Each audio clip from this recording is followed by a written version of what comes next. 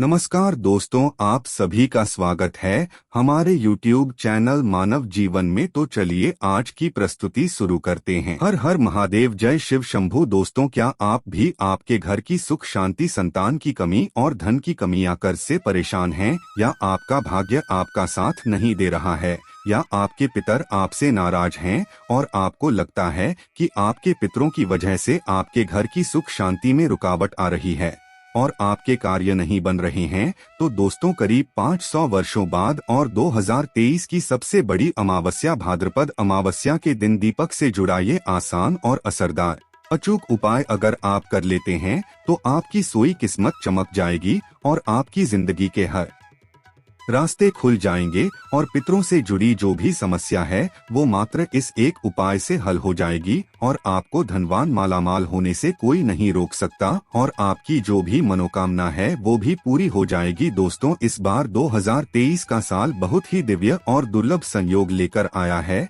और इस बार 14 सितंबर को सबसे बड़ी अमावस्या भाद्रपद अमावस्या पड़ने जा रही है।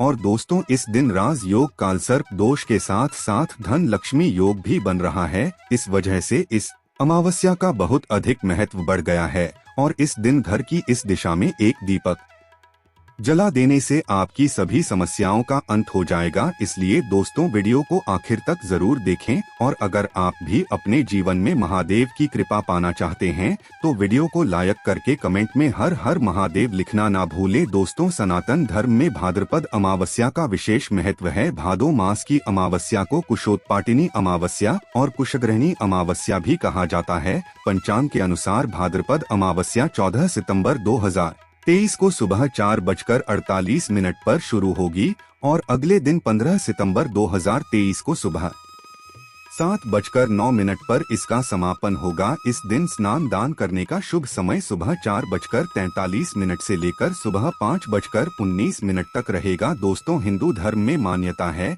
कि भाद्रपद अमावस्या के दौरान यमराज सभी आत्माओं को पृथ्वी लोक पर भेजते हैं। वे सभी आत्मा अपने परिवारजनों से अपने हेतु तर्पण श्राद्ध लेने के लिए धरती पर आते हैं। ऐसे में जो व्यक्ति अपने पितरों का श्रद्धा से श्राद्ध या तर्पण नहीं करते, उसके पितर उनसे नाराज हो जाते हैं। इसलिए भाद्रपद अमावस्या के दौरान पितरों के निमित्त तर्पण और श्राद्ध जरूर करने चाहिए। पितृपक्ष में पितरों के लिए श्राद्ध करने से परिवार के सदस्यों की तरक्की का रास्ता खुल जाता है, साथ ही पितृ दोष का भी निवारण होता है। मान्यता है कि पितृपक्ष में तर्पण, श्राद्ध और पिंडदान करने से पितृगण प्रसन्न होते हैं और अपने परिजनों को सुख और संपन्नता का आशीर्वाद देते हैं। दोस्तों, पितरों के निमित्त श्राद्ध और तर्पण पितरों की मृत्यु तिथि पर ही करना चाहिए, यानी कि जिस समय जिस व्यक्ति की मृत्यु होती है उस समय जो तिथि होती है, चाहे वो कृष्ण पक्ष हो या शुक्ल पक्ष, पितृपक्ष के दौरान उसी तिथि को उस व्यक्ति का श्राद्ध किया जाता है। जैसे कि अगर किसी व्यक्ति की मृत्यु तिथि शुक्ल पक्ष या कृष्ण पक्ष की चतुर्थी है तो पितृपक्ष की चतुर्थी पर उस व्यक्ति का श्राद्ध किया जाएगा। जिन पितरों की मृत्यु तिथि पता नहीं होती, उनका श्राद्ध सर्व पितृ अमावस्या पर किया जाता है।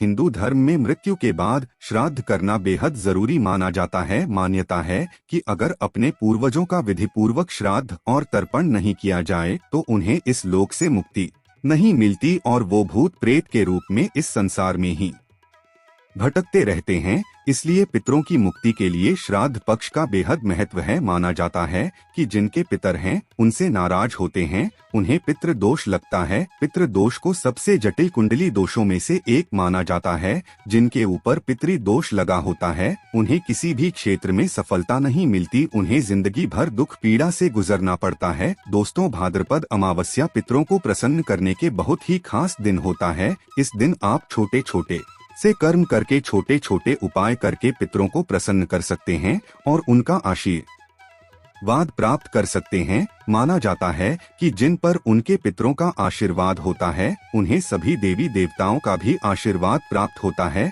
आज की इस वीडियो में हम आपको भाद्रपद अमावस्या में किया जाने वाला एक बहुत ही आसान और असरकारक उपाय बताने जा रहे हैं। इस उपाय को करने से पितृ तृप्त होते हैं, आप हेतु प्रसन्न होते हैं, पितरों का आशीर्वाद प्राप्त होता है और पितरों के आशीर्वाद से पितृदोष से मुक्ति मिलती है और बिगड़े काम बनने लगते हैं।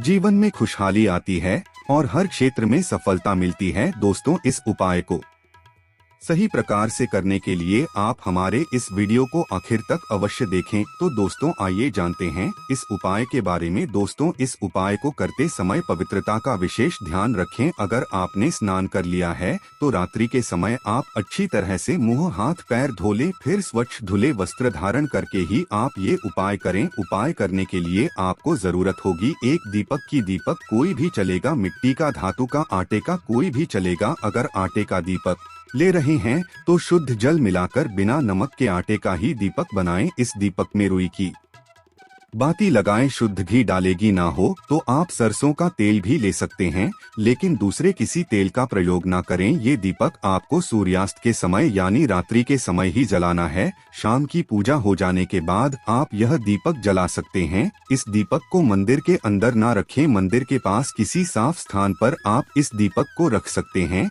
या फिर एक लकड़ी के पाटे पर आप इस दीपक को रख सकते हैं। दीपक रखने से पहले उसे आसन अवश्य दें, यानी दीपक के नीचे थोड़े से अक्षत यानी थोड़े से साबुत चावल रखें, फिर उसके ऊपर ही दीपक को रखें और जलाएं। दीपक जलाते समय ध्यान रखना है कि दीपक की बातें दक्षिण दिशा की तरफ होनी चाहिए। इस दीपक को अपने घर के दक्षिण कोने में किसी साफ स्थान पर भी जला सकते हैं। दोस्तों दक्षिण दिशा पितरों की दिशा मानी जाती है।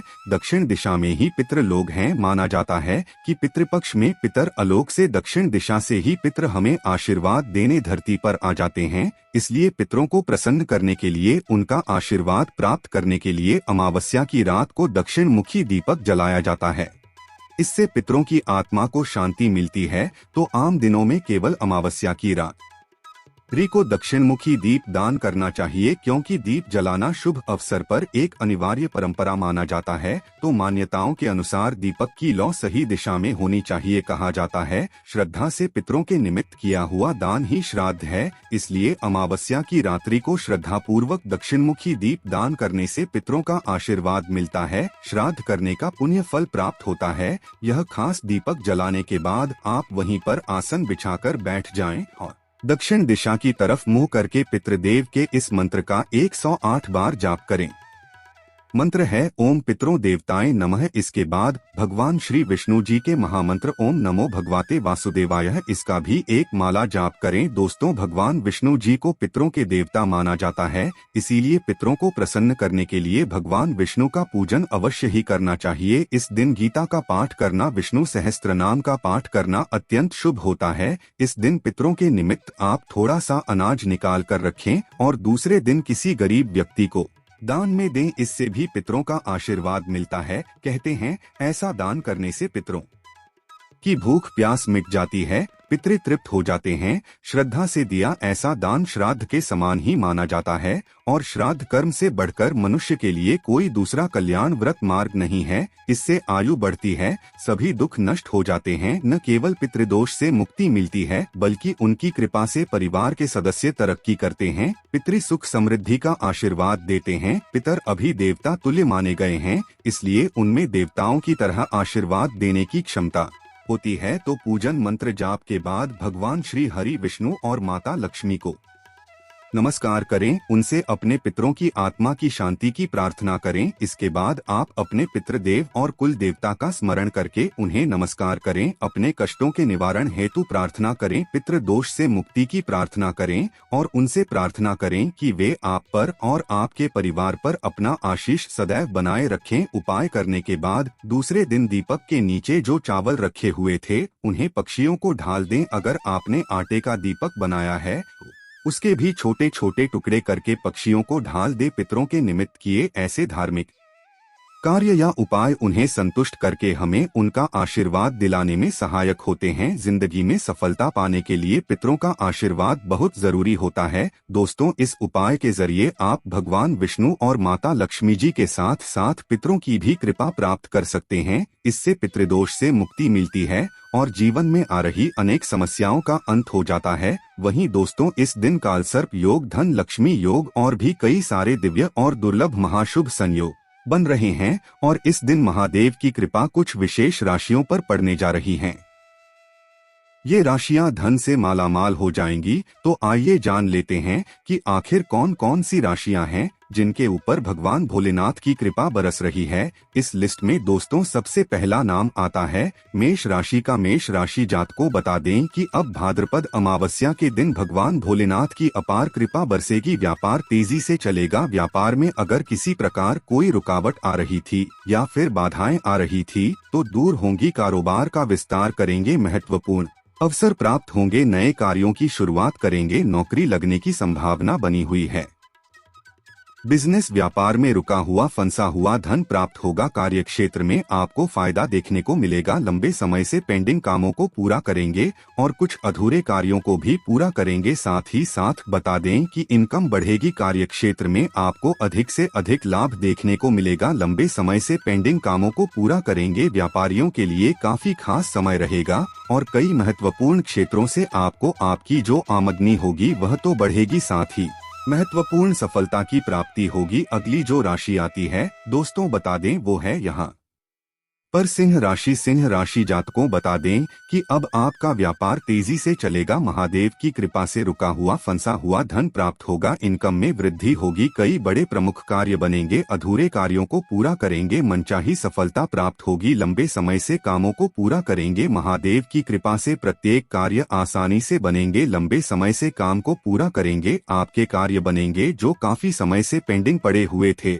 महत्वपूर्ण सफलता की प्राप्ति होगी और साथ ही इनकम भी बढ़ेगी। कोई भी कार्य आपका अधूरा नहीं रहेगा। नौकरी में बदलाव देखने को मिलेगा। महादेव की कृपा से धन संपत्ति में इजाफा तेजी से होगा। अब अगली जो तीसरी राशि है वो है यहाँ पर मिथुन राशि। मिथुन राशि जातकों आपको बता दें कि इस बार भाद्रपद अमावस्या के दिन बन रहे दिव्य और दुर्लभ संयोग से जब आपको जल्दी कोई बहुत बड़ा गिफ्ट मिलेगा। साथ ही साथ आपके रुके हुए तमाम कार्य पूरे होंगे। मनचाही सफलता प्राप्त होगी। लंबे समय से पेंडिंग कामों को पूरा करेंगे। महादेव की कृपा से आपको विदेश जाने का मौका मिलेगा। धन प्राप्ति के प्रबल योग बनेंगे। जमीन प्रॉपर्टी का आप मुनाफा कमा पाएंगे।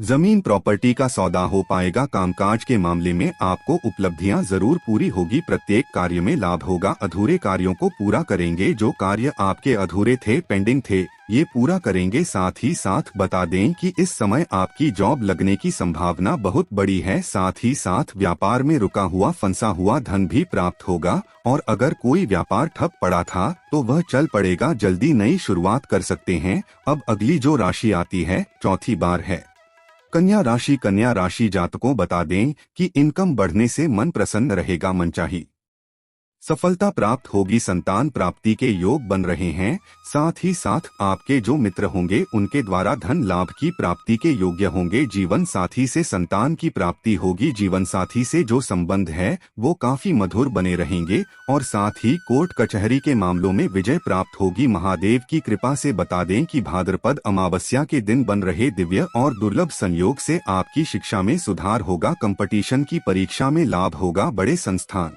में दाखिला ले पाएंगे। अब अगली जो पांचवी राशि आती है दोस्तों बता दें वह है मकर राशि। मकर राशि जातकों बता दें कि इनकम तो बढ़ेगी, साथ ही धन प्राप्ति के योग बनेंगे। सरकारी क्षेत्र से लाभ होगा। प्रोफेशनल लोगों से संबंध मधुर होंगे। समाज में मान सम्मान और बैंक बैलेंस बढ़ेगा। साथ ही कोई इम्पोर्टेंट डील फाइनल होगी। बैंक या बैंक क्षेत्र से बिजनेस व्यापार क्षेत्र से, साथ ही बिजनेस व्यापार का कोई लोन वगैरह मंजूर हो सकता है। बैंक से आपके लोन मंजूर होने से आपका कार्य तेजी से चलेगा। अभी तक अगर कोई कार्य नहीं बना वह कार्य बनेगा। महादेव की कृपा से अनेक जगहों से आपको धन प्राप्ति के प्रबल योग बनेंगे। अब अगली जो छठवीं राशि आती है वह है यहाँ पर मीन राशि। मीन राशि जातकों इस अमावस्या के दिन बन रहे दिव्य और दुर्लभ शुभ संयोग से आपका रुका हुआ फंसा हुआ धन प्राप्त होगा। साथ ही साथ लिखा पढ़ी का मामला सोलवे होगा और यात्रा से भी आपको लाभ होता हुआ नजर आएगा। विदेश जा सकते हैं।